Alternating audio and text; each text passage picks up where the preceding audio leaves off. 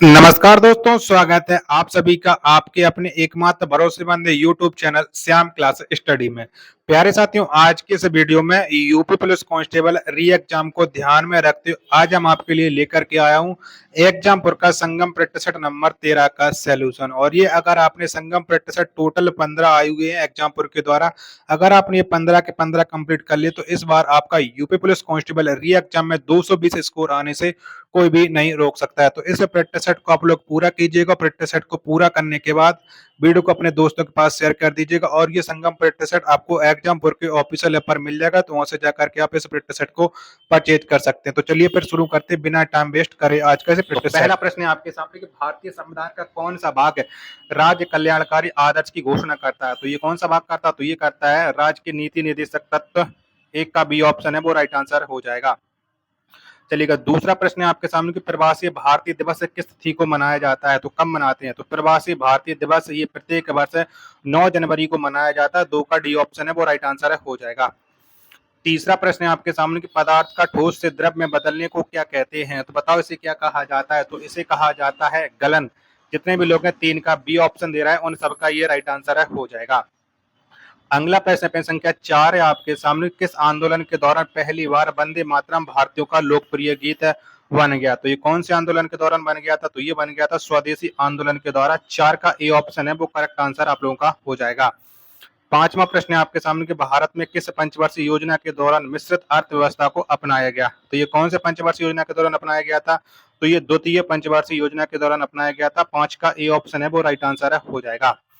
चलिएगा, छठवां प्रश्न है आपके सामने कि निम्नलिखित में से किस अंतरराष्ट्रीय संगठन की कल्पना वर्ष 1944 में संयुक्त राष्ट्र ब्रिटेन वुड्स सम्मेलन में की गई थी? तो बताओ किसकी स्थापना की गई थी या किसकी संगठन की कल्पना की गई थी, ये आपको बताना। छठवां का राइट आंसर क्या हो जाएगा? 2 ऑप्शन आपने देख लिए, वहां के 2 ऑप्शन ये रहे। तो ये की गई थी अंतरराष्ट्रीय मुद्रा कोष।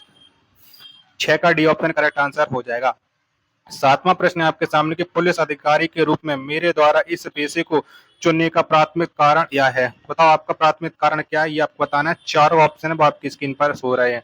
तो देश की सेवा करने का अवसर। 7 का डी ऑप्शन है वो करेक्ट आंसर हो जाएगा। आठवां प्रश्न है आपके सामने कि निम्नलिखित में से कौन सा त्योहार विष्णु के 52 अवतार से संबंधित है? तो कौन सा त्योहार संबंधित है? तो ये ओणम त्योहार है वो संबंधित रखता है। 8 का सी ऑप्शन है वो राइट आंसर हो जाएगा। नौवां प्रश्न है आपके सामने कि झारखंड क्षेत्र स्वायत्त परिषद का गठन किस वर्ष किया गया था? तो ये गठन कब हुआ था? तो ये गठन हुआ था 30 जुलाई 1995 को। 9 का सी ऑप्शन है वो राइट आंसर हो जाएगा। चलिएगा, 10वां प्रश्न है आपके सामने कि मध्य प्रदेश का कौन सा क्षेत्र अवंती के महाजनपद से जुड़ा हुआ था? तो कौन सा क्षेत्र जुड़ा हुआ था ये आपको बताना। 10 का राइट आंसर क्या हो जाएगा? तो ये जुड़ा था मालवा। 10 का ए ऑप्शन है वो करेक्ट आंसर आप लोगों का हो जाएगा। अगर आपको ये प्रैक्टिस सेट पसंद आ रहा है तो वीडियो को आप लोग लाइक कर दीजिएगा। चैनल को सब्सक्राइब नहीं कर रखा होगा तो चैनल को आप लोग जरूर सब्सक्राइब कर लीजिएगा। टोटल 15 प्रैक्टिस सेट आपको हमारे यूट्यूब चैनल पर मिलने वाले हैं। 11वां प्रश्न है आपके सामने कि निम्नलिखित में से कौन सा राज्य उर्वरकों की खपत में अग्रणी है? वो कौन सा राज्य है? तो ये है पंजाब राज्य है। 11 का बी ऑप्शन है वो आपका करेक्ट आंसर हो जाएगा। चलिएगा, नेक्स्ट प्रश्न है प्रश्न संख्या 12 है कि निम्नलिखित में से कोंकण रेलवे किस रेलखंड को जोड़ता है? तो कोंकण रेलवे किस किस को जोड़ता है? तो ये जोड़ता है रोहा से मंगलोर को। 12 का बी ऑप्शन है वो करेक्ट आंसर आप लोगों का हो जाएगा। 13वां प्रश्न है आपके सामने कि भारत छोड़ो आंदोलन के समय उत्तर प्रदेश के किस जिले में सामंतर सरकार की स्थापना की गई थी? तो कहां पर हुई थी सामंतर सरकार की स्थापना? तो ये हुई थी बलिया में। 13 का बी ऑप्शन है वो राइट आंसर हो जाएगा। 14वां प्रश्न है आपके सामने कि मोहिनी अट्टम एक पारंपरिक नृत्य है, यह भारत के किस राज्य में उत्पन्न हुआ? तो बताओ मोहिनी अट्टम कौन से राज्य से संबंध रखता है? तो ये संबंध रखता है केरल से। 14 का सी ऑप्शन है वो राइट आंसर हो जाएगा। चलिए, अगला प्रश्न संख्या 15 है आपके सामने उत्तर प्रदेश में कुल कितने राजकीय संग्रहालय हैं? तो उत्तर प्रदेश में टोटल 13 राजकीय संग्रहालय हैं। 15 का सी ऑप्शन है वो राइट आंसर हो जाएगा। चलिएगा, 16वां प्रश्न है आपके सामने कि भारत में प्रथम शहरी रोपवे परियोजना उत्तर प्रदेश के किस जिले में प्रारंभ किया गया? तो ये कौन से जिले में शहरी रोपवे परियोजना है? तो ये चल रही है उत्तर प्रदेश के वाराणसी जनपद में। 16 का बी ऑप्शन है वो इस प्रश्न का राइट आंसर हो जाएगा। 17वां प्रश्न है आपके सामने उत्तर प्रदेश में सर्वाधिक महिला साक्षरता वाला जिला है, तो कौन सा है? तो उत्तर प्रदेश में सर्वाधिक महिला साक्षरता वाला जो जिला है वो जिला है कानपुर। ए ऑप्शन वो राइट आंसर हो जाएगा। 18वां प्रश्न है भारत के किस राज्य में सर्वाधिक बाल श्रमिक हैं? तो कौन से राज्य में? तो सबसे ज्यादा जो बाल श्रमिक हैं वो उत्तर प्रदेश में, 18 का ये ऑप्शन है वो करेक्ट आंसर हो जाएगा। 19वां प्रश्न है आपके सामने, रक्षा मंत्रालय में रक्षा उत्पादन विभाग की स्थापना किस वर्ष की गई थी? तो ये स्थापना कब हुई थी? तो ये स्थापना हुई थी 1962 में। 19 का सी ऑप्शन है वो करेक्ट आंसर हो जाएगा। चलिए अगला प्रश्न संख्या 20 है आपके सामने कि राज्य विधानसभाओं में अनुसूचित जनजातियों के लिए स्थानों के आरक्षण का प्रावधान किया गया। तो ये प्रावधान कब, कौन से अनुच्छेद में किया गया है? तो ये किया गया अनुच्छेद 332 में। 20 का ए ऑप्शन है वो करेक्ट आंसर हो जाएगा। 21वां प्रश्न है आपके सामने कि त्र्यंबकेश्वर निम्न में से किस नदी का उद्गम स्थल है? तो बताइए कौन सी नदी का उद्गम स्थल है? तो ये गोदावरी नदी का उद्गम स्थल है त्र्यंबकेश्वर। 21 का बी ऑप्शन है वो राइट आंसर हो जाएगा। 22वां प्रश्न है आपके सामने कि मानव अधिकारों का अर्थ है। तो बताओ क्या है मानव अधिकारों का अर्थ है? तो स्वतंत्रता से संबंधित अधिकार, स्वतंत्रता संबंधित अधिकार, व्यक्ति गर्म संबंधी अधिकार, यानी उपयुक्त सभी। 22 का डी ऑप्शन है वो राइट आंसर हो जाएगा। 23वां प्रश्न है आपके सामने कि विमान परिचालन हेतु विमानपत्तन हवाई अड्डों की संख्या को किस वर्ष तक दोगुना करने का लक्ष्य रखा है? तो कब तक दोगुने अंतरराष्ट्रीय हवाई अड्डे हो जाएंगे? तो ये हो जाएंगे 2047 तक। 23 का सी ऑप्शन है वो राइट आंसर है हो जाएगा। चलिएगा अगला प्रश्न संख्या 24 है कि हाल ही में किस देश ने चंद्रमा के अंधेरे भाग से मिट्टी वापस लाने के लिए चांग ई 6 मिशन लॉन्च किया है? तो ये किसने लॉन्च किया है? तो ये लॉन्च किया चीन ने। 24 का बी ऑप्शन है वो राइट आंसर है हो जाएगा। चलिएगा प्रश्न संख्या 25 है आपके सामने कि हाल ही में किस राज्य ने अपनी प्रथम वर्ल्ड गैलरी खोली है? तो ये कौन से राज्य ने खोली है? तो ये अपनी प्रथम वर्ल्ड गैलरी खोली है उत्तराखंड ने। 25 का बी ऑप्शन है वो आप लोगों का करेक्ट आंसर हो जाएगा। 26वां प्रश्न है कि हाल ही में भारत ने वर्ल्ड चैंपियन ऑफ लीजेंड्स 2024 के फाइनल में किस देश को हराकर खिताब जीता है? तो ये किसे हराया है? तो ये हराया पाकिस्तान को। 26 का डी ऑप्शन है वो राइट आंसर हो जाएगा। अगर आपको ये प्रिटिश संगम 13 पसंद आ रहा हो तो वीडियो को आप लोग लाइक कर दीजिएगा। चैनल को आप लोगों ने सब्सक्राइब नहीं कर रखा होगा तो चैनल को आप लोग जरूर सब्सक्राइब कर लीजिएगा। आप बिल्कुल लाइक नहीं कर रहे हो, देख लीजिएगा लाइक की संख्या कितनी कम है। 27वां प्रश्न है आपके सामने कि भारतीय राष्ट्रीय कांग्रेस का गठन 1885 में किसके द्वारा किया गया था? तो किसने गठन किया था कांग्रेस का? तो एलन ऑक्टेवियन ह्यूम ने किया था, जिसे हम ए ह्यूम बोलते हैं। 27 का सी ऑप्शन है वो करेक्ट आंसर हो जाएगा। चलिएगा 28वां प्रश्न है आपके सामने कि मातोश्री पुस्तक के लेखक कौन है? तो किसके द्वारा ये मातोश्री पुस्तक को लिखा गया? तो इसे लिखा है वेंकैया नायडू ने। 28 का सॉरी मातोश्री पुस्तक को सुमित्रा महाजन ने लिखा है। 28 का ए ऑप्शन है वो करेक्ट आंसर हो जाएगा। 29वां प्रश्न है आपके सामने कि डिजिटल हस्ताक्षर को आईटी अधिनियम 2000 की किस धारा के तहत परिभाषित किया गया? तो ये किस धारा के अंतर्गत आता है डिजिटल हस्ताक्षर? तो ये आता है धारा 2 के अंतर्गत। 29 का बी ऑप्शन है वो करेक्ट आंसर हो जाएगा। 30वां प्रश्न है आपके सामने कि निम्नलिखित में से विश्व प्रसन्नता रिपोर्ट 2024 में भारत का स्थान कौन सा है? तो कौन सा है हैप्पी इंडेक्स में भारत का स्थान? तो ये है 126वां। 31 का सी ऑप्शन है वो राइट आंसर हो जाएगा। 31वां प्रश्न है आपके सामने कि भारत के किस राष्ट्रपति ने सूचना प्रौद्योगिकी अधिनियम 2000 पर हस्ताक्षर किए हैं? बताओ किसने हस्ताक्षर किए? 31 का आंसर आपको बताना है। तो ये हस्ताक्षर किए थे के आर नारायण, ये उस समय भारत के राष्ट्रपति थे। 31 का बी ऑप्शन है वो करेक्ट आंसर हो जाएगा। 32वां प्रश्न है आपके सामने किसी को पीछे ना छोड़ना, सभी की गिनती करना, ये थीम किस दिवस से संबंधित है? तो बताइए कौन से दिवस से संबंध रखती है? तो ये संबंध रखती है विश्व जनसंख्या दिवस से, जो प्रत्येक वर्ष 11 जुलाई को मनाया जाता है। 33वां प्रश्न है आपके सामने कि साइबर अपराध में निम्नलिखित की चोरी शामिल है? तो बताओ ये किसकी चोरी शामिल है, ये आपको बताना है। 2 ऑप्शन ये रहे, बाकी के 2 ऑप्शन है वो आप लोग ये देख लीजिएगा। तो ये सबकी चोरी संबंध रखती है। 33 का डी ऑप्शन है वो करेक्ट आंसर हो जाएगा। 34वां प्रश्न है आपके सामने कि इराक की मुद्रा है, तो बताओ कौन सी है इराक की मुद्रा? तो ईरानी दिनार है इराक की मुद्रा। 34 का बी ऑप्शन है वो करेक्ट आंसर हो जाएगा। 35वां प्रश्न है आपके सामने कि वीरता पुरस्कार मरणोपरांत प्राप्त करने वाले सैनिकों के परिजनों को कौन प्रदान करता है? तो कौन प्रदान करता है? तो इन्हें प्रदान करते हैं भारत के राष्ट्रपति। 35 का सी ऑप्शन है वो करेक्ट आंसर आप लोगों का हो जाएगा। 36वां प्रश्न है आपके सामने कि निम्नलिखित में से कौन सा सोशल मीडिया वर्गीकरण उपकरण है? तो बताओ कौन सा है? तो सामाजिक प्रकाशन है, सामाजिक नेटवर्किंग है, फोटो आधारित सोशल नेटवर्किंग ये भी है, यानी उपयुक्त सभी। 36 का डी ऑप्शन है वो राइट आंसर हो जाएगा। चलिएगा 37वां प्रश्न है आपके सामने कि जलवायु परिवर्तन के कारण सदी के अंत तक वैश्विक स्तर पर दोहन यौन मछली बायोमास में लगभग कितने प्रतिशत की कमी आ सकती है? तो कितने प्रतिशत कमी आ सकती है? तो ये 30% की कमी आ सकती है। 37 का सी ऑप्शन है वो राइट आंसर हो जाएगा। जीके जीएस का ये अंतिम प्रश्न है कि 38वां है कि भारतीय राष्ट्रीय कांग्रेस की मुस्लिम लीग का पुनर्मिलन कांग्रेस के किस अधिवेशन में हुआ था? तो बताओ ये कब हुआ था, ये आपको बताना है। 38 का राइट आंसर तो ये 1916 में हो जाएगा और ये लखनऊ अधिवेशन में हुआ था। सी ऑप्शन है वो करेक्ट आंसर हो जाएगा। चलिएगा 39वां प्रश्न है आपके सामने कि निम्नलिखित में से पार्श्विक ध्वनि कौन सी है? बताओ इनमें से पार्श्विक ध्वनि आपको बताना है। 39 का राइट आंसर क्या हो जाएगा? तो इसमें से जो लाल लड्डू है ये एक पार्श्विक ध्वनि है। 39 का बी ऑप्शन है वो करेक्ट आंसर हो जाएगा। 40वां प्रश्न है आपके सामने कि भारतीय संविधान के किस अनुच्छेद में हिंदी भाषा के प्रसार और विकास की बात उल्लिखित है? तो ये कौन से अनुच्छेद में? 40 का आंसर आपको बताना है। तो ये संबंध रखता है अनुच्छेद 351 में। इसका वर्णन है। 40 का ए ऑप्शन है वो करेक्ट आंसर हो जाएगा।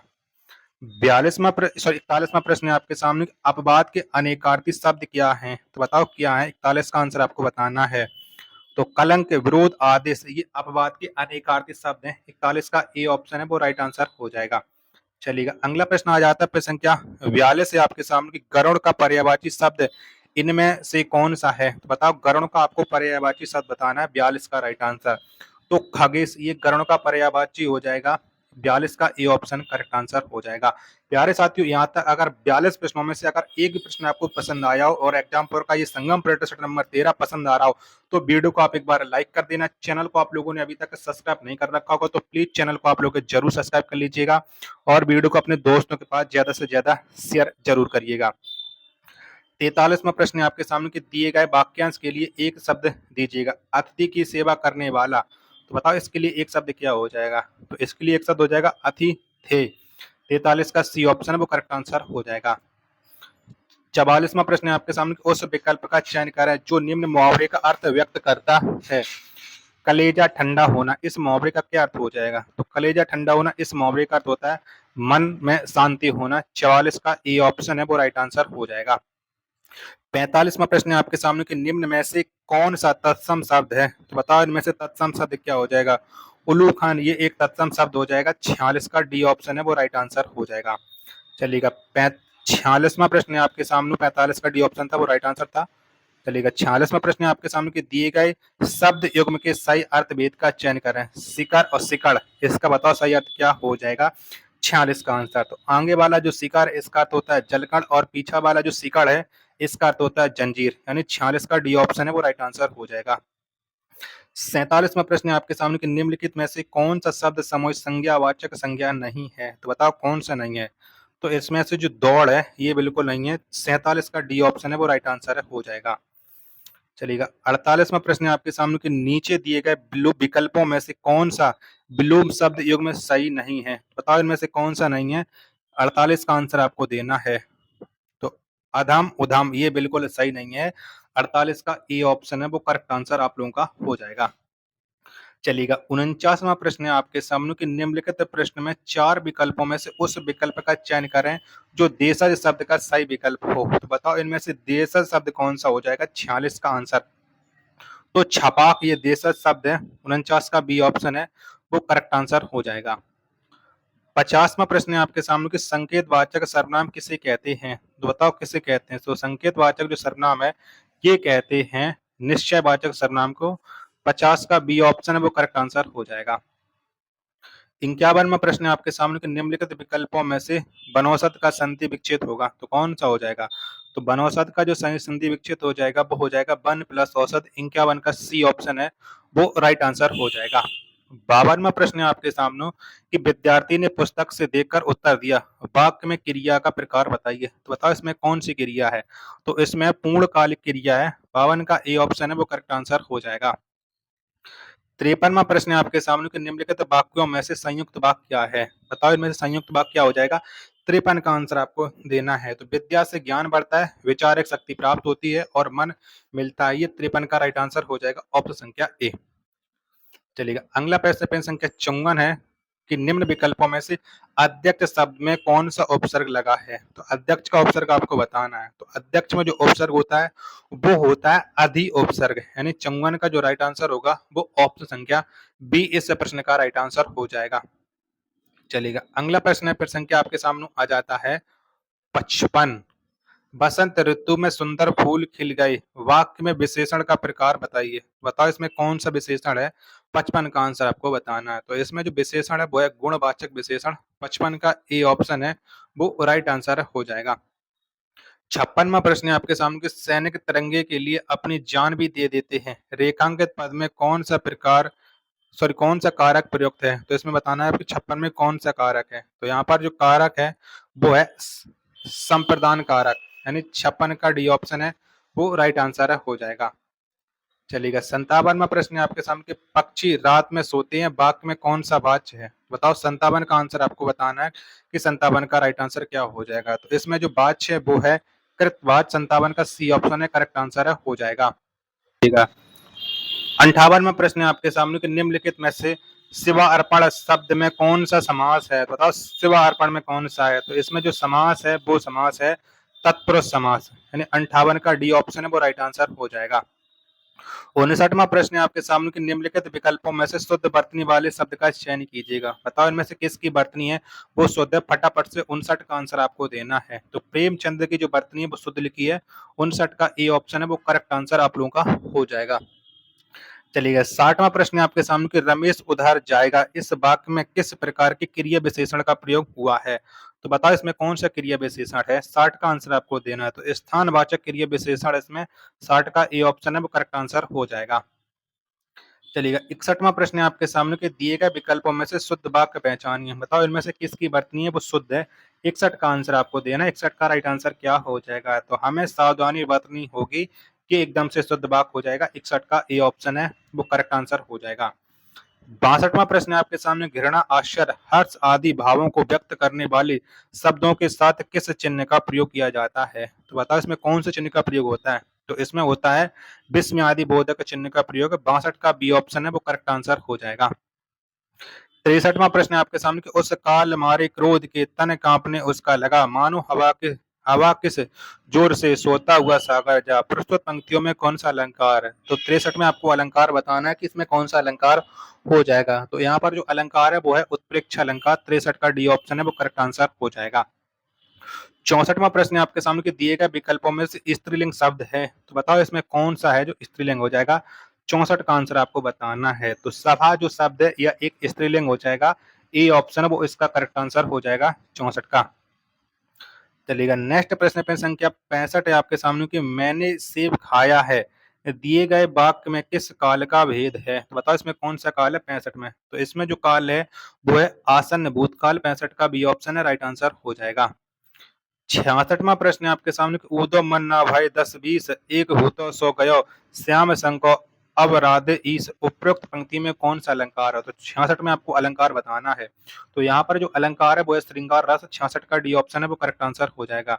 अगर आपको ये प्रैक्टिस सेट पसंद आ रहा है तो प्लीज वीडियो को आप लोग लाइक कीजिएगा। चैनल को सब्सक्राइब नहीं कर रखे होगे तो चैनल को आप लोग जरूर सब्सक्राइब कर लीजिएगा और इस प्रैक्टिस सेट को आप अपने सभी दोस्तों के पास प्लीज ज्यादा से ज्यादा शेयर कीजिएगा जिससे उन लोगों का भी भला हो पाए। चलिएगा। 67वां प्रश्न है आपके सामने कि निम्नलिखित में से नारी शब्द के अंत में क्या जोड़ने पर शब्द बहुवचन बन जाएगा। तो क्या जोड़ने पर बन जाएगा। तो नारी शब्द के अंत में वृंद शब्द जोड़ने से ये बहुवचन बन जाएगा। 67 का सी ऑप्शन है वो राइट आंसर हो जाएगा। 68वां प्रश्न है आपके सामने कि निज भाषा उन्नति अहे सब उन्नति को मूल, बिन निज भाषा ज्ञान के मिटे न ये को सूल। प्रस्तुत पंक्तियों में कौन सा छंद है। बताओ यहाँ पर कौन सा छंद है। 68 का आंसर आपको देना है। तो इसमें जो छंद है वो है दोहा छंद है। 68 का ए ऑप्शन है वो करेक्ट आंसर आप लोगों का हो जाएगा। 69वां प्रश्न है आपके सामने कि इनमें से सरस्वती पत्रिका के संपादक कौन थे। बताओ किसने सरस्वती पत्रिका को लिखा है। 69 का आंसर आपको बताना है। तो सरस्वती पत्रिका के जो संपादक हैं वो है महावीर प्रसाद द्विवेदी। 69 का बी ऑप्शन है वो करेक्ट आंसर हो जाएगा। 70वां प्रश्न है आपके सामने कि इनमें से देहाती दुनिया उपन्यास के लेखक कौन है। तो बताओ इस उपन्यास को किसने लिखा है। देहाती दुनिया को। तो इसे जो लिखा है वो लिखा है शिव पूजन सहाय। 70 का बी ऑप्शन है वो करेक्ट आंसर हो जाएगा। अब आपके लिए गद्यांश शुरू हो चुका है। तो गद्यांश आप वीडियो को पॉज करके पढ़ सकते हैं और उसके बाद गद्यांश के आप लोग आंसर मिला लीजिएगा, क्योंकि गद्यांश के सब लोग पूरे पूरे प्रश्न सही कर ले जाते हैं। 71वां प्रश्न है आपके सामने कविता का मर्मज्ञ तथा रसिक कौन हो सकता है। तो कौन हो सकता है। तो इसका हो सकता है जो कविता के मर्म को समझकर उसके रस में डूब जाता है। 71 का ए ऑप्शन है राइट आंसर हो जाएगा। 72वां प्रश्न है आपके सामने कि पुष्प का सौंदर्य किसमें है? तो किसमें है? तो पुष्प का जो सौंदर्य है वो देखने वाले की दृष्टि में है। 72 का बी ऑप्शन है वो एकदम से राइट आंसर हो जाएगा। 73वां प्रश्न है आपके सामने कि अच्छा गुरु अपने शिष्य में क्या देखता है? तो वो देखता है भक्ति तथा श्रद्धा। 73 का सी ऑप्शन है वो एकदम से करेक्ट आंसर आप लोगों का हो जाएगा। चलिएगा अगला प्रश्न आ जाता है गद्यांश का 74वां कि पथ शब्द का उचित समानार्थी शब्द है। तो कौन सा हो जाएगा? तो पथ का जो समानार्थी होगा वो होगा मार्ग। 74 का ये ऑप्शन है वो राइट आंसर हो जाएगा। 75वां और हिंदी का ये अंतिम प्रश्न है कि जो सम्मान और प्रतिष्ठा मुझे मिली है उस सब का श्रेय मेरे उन्हीं गुरु का है। कथन में कौन सा भाव प्रकट होता है? तो इसमें गुरु के प्रति श्रद्धा का भाव प्रकट होता है। 75 का डी ऑप्शन है वो राइट आंसर हो जाएगा। तो प्यारे साथियों आपको ये संगम प्रैक्टिस सेट नंबर 13 पसंद आया हो तो वीडियो को आप लोग लाइक कीजिएगा। चैनल को आप लोगों ने अभी तक सब्सक्राइब नहीं कर रखा होगा तो चैनल को आप लोग जरूर सब्सक्राइब कर लेना। इस प्रैक्टिस सेट को आप अपने सभी दोस्तों के पास ज्यादा से ज्यादा शेयर कीजिएगा क्योंकि अब कम समय बचा है और अब कम समय में ज्यादा से ज्यादा स्कोर करना है तो संगम प्रैक्टिस सेट 15 को कंप्लीट करना पड़ेगा। मिलते हैं अपने नेक्स्ट प्रैक्टिस सेट के साथ, तब तक के लिए धन्यवाद। जय हिंद, वंदे मातरम।